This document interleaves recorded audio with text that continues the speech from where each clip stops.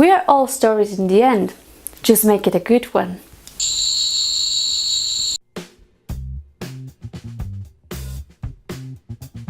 Hello everybody and welcome to the Paper Book Light. My name is Laura Munoz and today's video is going to be the very first haul of the channel. And for this video I have done a mixture between fiction and non-fiction books and I'm super excited to show it to you guys. So let's begin! I have to say that I have the major hype ever.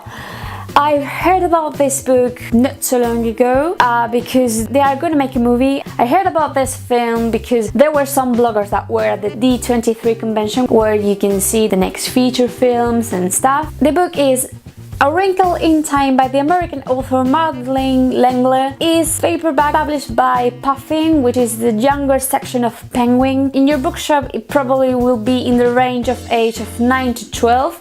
So it's a story suitable for all the family. Basically it's the story of the siblings Charlie and Meg and their friend Calvin. They are looking for their father through a wrinkle of time, and with the help of 3 guardian angels they manage to free him in this evil planet that they arrive. Changing a bit the subject, we're going towards a more romantic story. Is On the Other Side by Carrie Hope Fletcher. Carrie Hope Fletcher is a British author and actress. You can see her playing Wednesday Addams in the Addams Family musical, and also she's an author. She's just released a book called All That She Can See. I would say that her style is more definitely of magic realism. I think this will be a really good story to read this summer. Basically it's the story of Evie Snow, a woman that passes away on her 80s, surrounded by all her family and friends, and in order to go to heaven she needs to get rid of all the burdens and life secrets that she's been carrying around all her life. This is the story of letting go, and who knows, she might find a way back to her love. Finishing with the fiction section, I've got with me The Power by Naomi Alderman,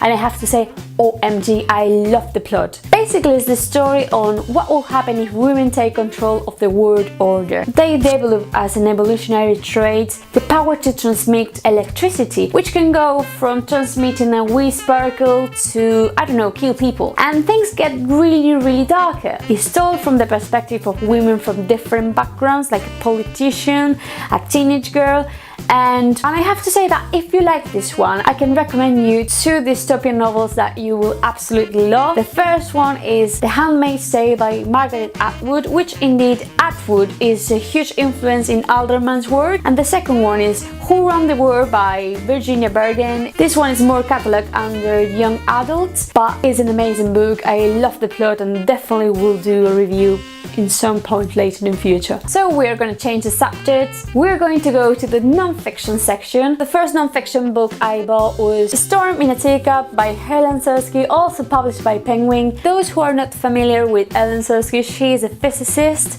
and you really need to check out her documentary in BBC4 on color perception. She travels around the world interviewing experts on how color perception works. I really like her way to explain things. When I found out she's going to release this book, I was like, oh my gosh, I definitely need to get it. It basically explains you what is behind the everyday physics, what makes a popcorn being a popcorn. And I have to say, I'm really excited when it comes to science and quantum physics. Even if I don't understand anything that what it's saying, it fascinates me. I mean, we have so much things to explore in this universe.